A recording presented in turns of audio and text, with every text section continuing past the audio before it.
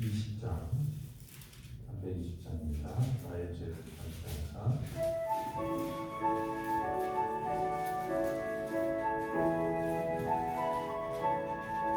나의 죄를 정죄하사 주의 일꾼 삼으신 구세주의 넓은 사랑 항상 찬송합니다.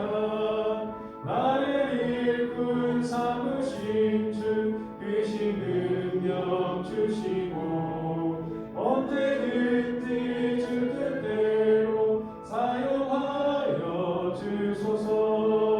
내게 부어주시려고 은혜에 위하신 주의 은혜 채워주사 능력 있게 하소서. 나의 일꾼 삼으신 주 크신 능력 주시고 언제든지 주 뜻대로 사용하여 주소서. 죄의 짐을 풀어주신 주의 능력 그도다. 나를 위로 사신 예수 내 맘속에 오소서. 나의 일꾼 삼으신 주 크신 능력 주시고 언제든지 주 뜻대로 사용하여 주소서. 주여 내게 성령으로 충만하게 세우사 생명수가 강물처럼 흐르게 하옵소서. 나의 일꾼 삼으신 주 크신 능력 주시고 언제든지 주 뜻대로 사용하여 주소서. 아멘. 하나님 아버지 감사합니다. 오늘 이 하루도 우리 주를 위해서 살아가기로 결심하는 복된 하루가 되게 하여 주옵소서. 예수 그리스도의 성령에 붙잡혀 하나님의 나라를 위하여 우리 일생을 내드리기 힘쓰는 그런 하루가 되게 하여 주옵소서. 우리의 시간과 우리의 열정과 우리의 마음들이 언제든지 주님께서 우리를 사용하시기에 편하신 대로 내어드리기는 그러한 즐거운 하루가 되게 하여 주옵소서. 우리를 사용하여 주시는 복된 하루가 되실 줄 믿고 감사하며 예수님 이름으로 기도합니다. 아멘. 누가복음 1장 57절에서부터 80절까지 말씀입니다. 누가복음 1장 57절에서부터 80절까지 말씀.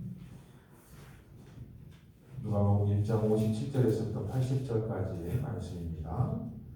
엘리사벳이 해산할 기한이 차서 아들을 낳은 이웃과 친족이 주께서 그를 크게 긍휼히 여기심을 듣고 함께 즐거워하더라. 8일이 되매 아이가 할례하러 와서 그 아버지 이름을 따라 사마리라 하자고 하더니 그 어머니가 대답하여 이르되 아니라 요한이라는 것이라며.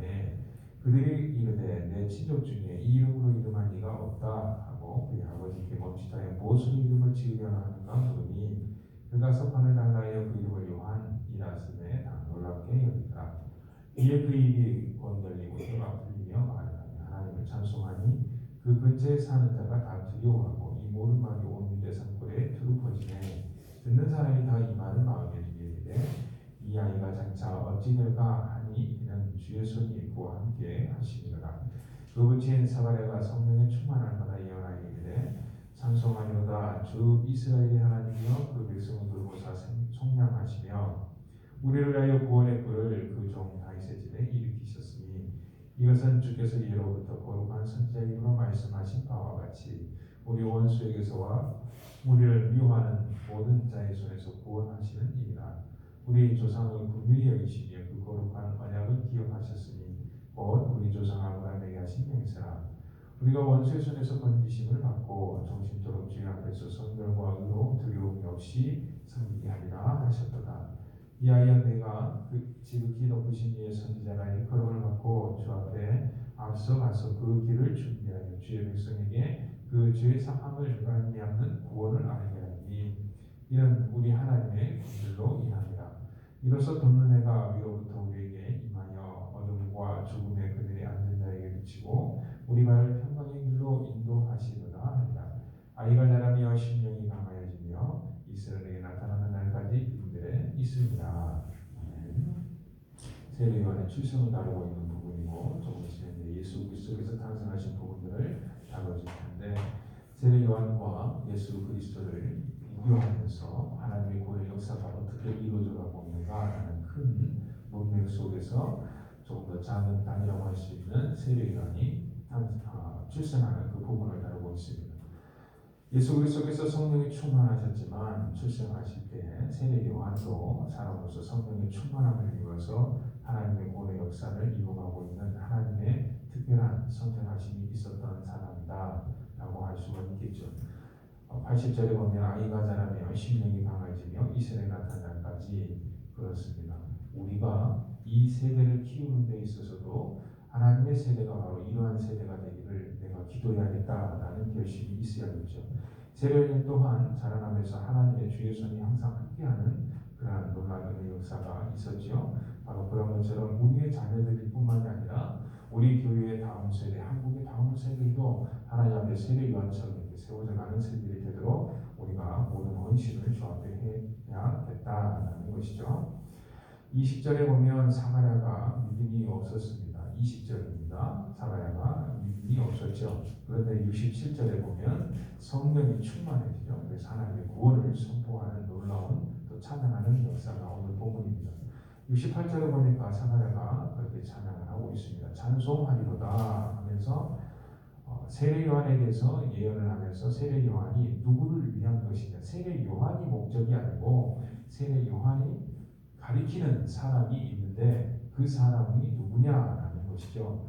바로 하나님이시고 하나님의 구원의 역사를 준비하기 위해서 세례 요한이 이 땅에 왔기 때문에 우리가 숭배할 사람은 세례 요한이 아니라는 걸 분명히 하고 있습니다. 68절에 속량하리로다 속량, 69절에 구원의 뿔을 일으키셨다, 71절에 구원, 74절에 건짐을 받은 곳, 하나님께서 구원을 하시기 위해서 세례 요한이 여기에 와서 준비케 하는데 하나님의 구원이 초점이 되고 있죠.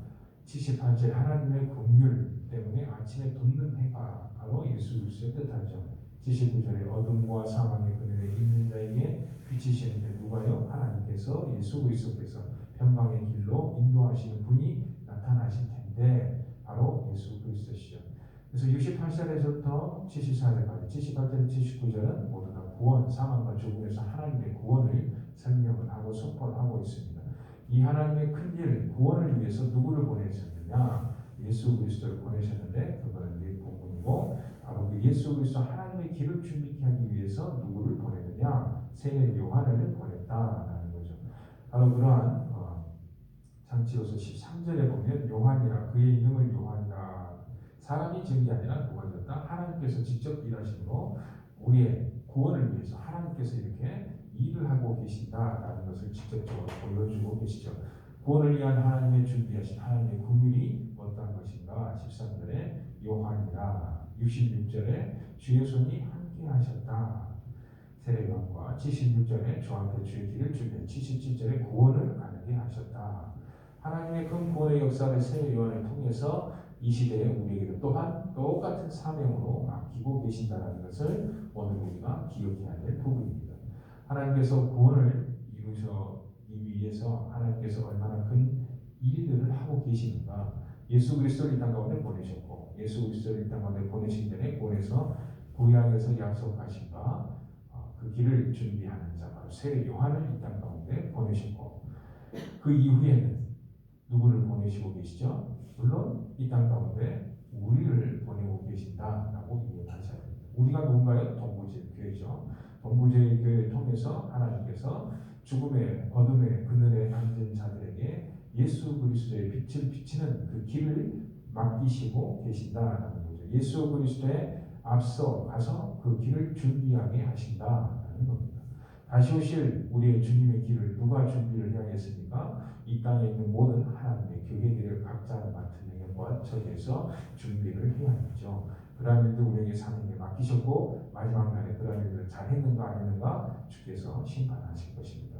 하나님의 구원을 찬양하고 선포하는 그러한 교회가 되게 하여 주옵소서. 성령으로 붙들려서 주께서 주신 사명들을 잘 감당하는 교회가 되게 하여 주옵소서. 세례 요한처럼 우리의 이 땅의 삶들을 모두 벗어버리고 하나님께 영광 돌려드리기에 우리의 목숨을 다해 나아가는 그러한 교회가 되게 하여 주옵소서. 세례 요한처럼 우리가 어떻게 살았는지 잘 알고 있잖아요. 하나님의 영광을 살아가는 그러한 하루가 될 수 있도록, 그러한 이들의 내 자신이 또한 이 하루를 내어드릴 수 있도록 위해서 함께 기도하며 나아가겠습니다. 함께 기도하겠습니다.